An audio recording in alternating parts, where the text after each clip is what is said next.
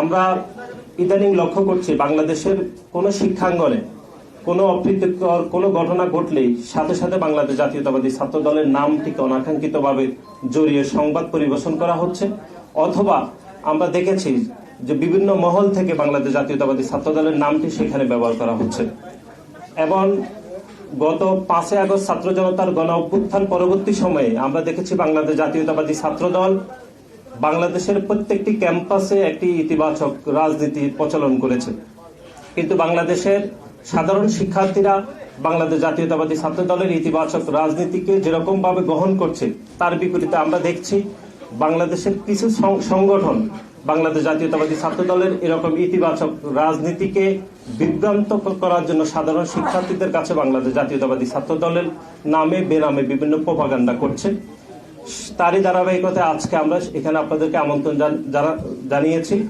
এখন বাংলাদেশ জাতীয়তাবাদী ছাত্র দলের অবস্থান পরিষ্কার করার জন্য আমি অনুরোধ করছি বাংলাদেশ জাতীয়তাবাদী ছাত্র দল কেন্দ্রীয় সংসদের বিপ্লবী সভাপতি জনাব রাকিবুল ইসলাম রাকিব ভাইকে লিখিত বক্তব্য পাঠ করার জন্য।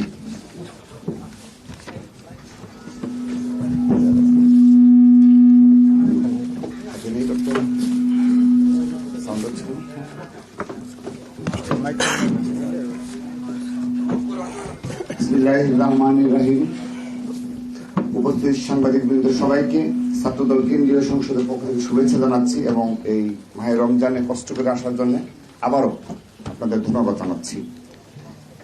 প্রিয় উপস্থিতিবৃন্দ, বেসরকারি বিশ্ববিদ্যালয়ের শিক্ষার্থীদের সাথে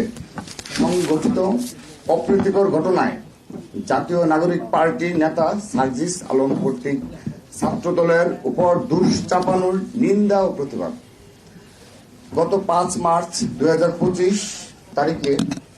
জাতীয় নাগরিক পার্টির নেতা জনাব সার্জিস আলমের সাথে বেসরকারি বিশ্ববিদ্যালয়ের সাধারণ শিক্ষার্থী